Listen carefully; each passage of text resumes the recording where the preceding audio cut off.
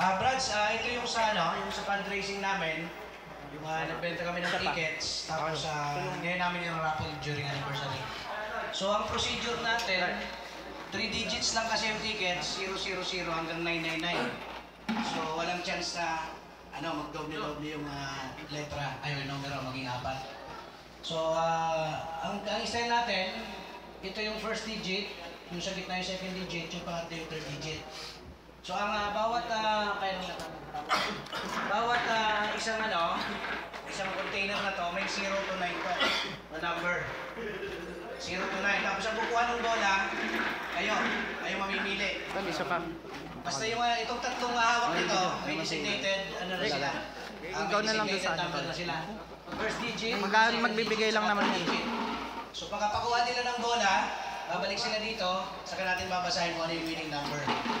May master list kami dito kung kanino napunta yung stamp.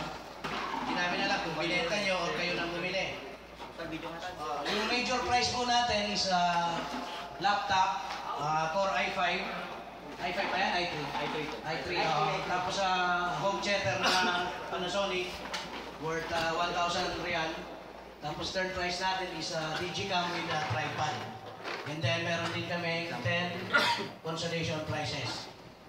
So simulan muna natin sa consolation prize, Lagyan mo na. Okay?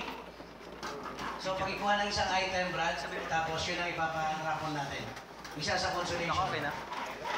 Nagre-record. Okay, ito.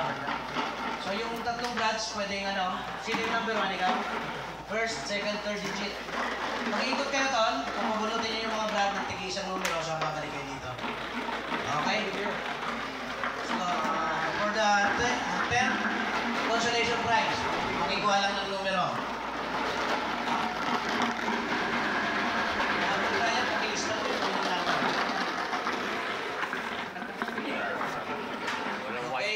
Dito po kayo sa harapan, ibasa. 0 tol. First digit? 8. Second digit? 0. 1. 1. So, 801 po ang nanalo sa ating isang consolation prize. Kanino yon? Si Spam. Sorry. Si Brother Ruel. Okay, kay Sis Spam yun. Pakitawag. Yung ticket po ang bumili si Spam. Okay, second consolation.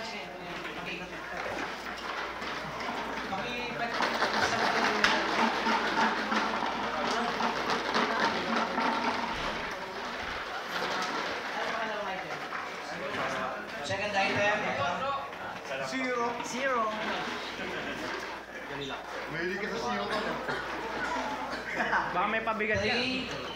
307. 7. 307. Kanina yan. Alam mo yung number ko? 307. May pangalan mo doon? Kay Seth. Bradset. Kay Rob Bradset. Okay. Kay Bradset mapupunta yan. Hindi natin alam kung kanino niyo binenta yan. Okay.